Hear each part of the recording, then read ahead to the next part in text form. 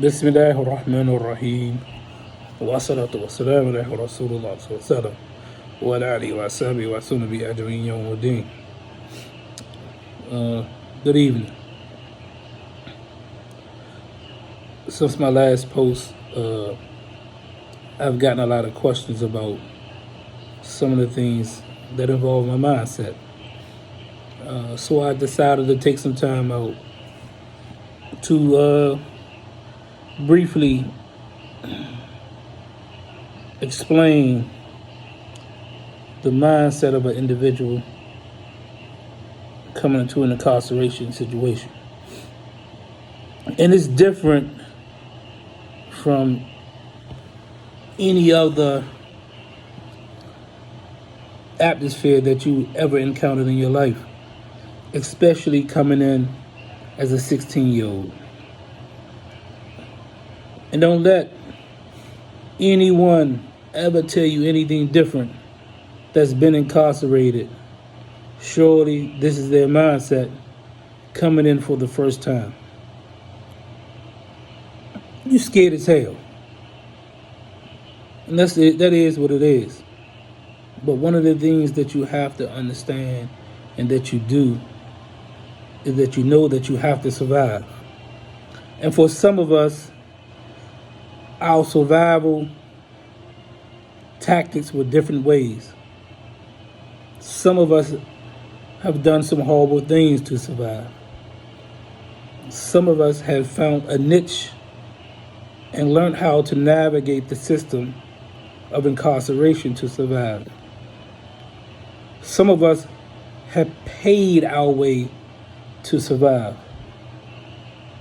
And some of us chose to fit into the atmosphere to survive. But in the end, it was all about surviving. Because when you enter into a facility like I did, with the time that I had, life plus 30 years, you didn't know when you were going to see the light at the end of the tunnel. And I remember something my father told me, and it stuck with me throughout my whole incarceration. I never forget. He told me, he said, "Son, you're in prison now. So you can't focus on the world out here. It doesn't exist anymore. You can't worry about things that you can't control in this outside world. You have to mainly focus on what's happening around you and what's happening with you and where you want to end up.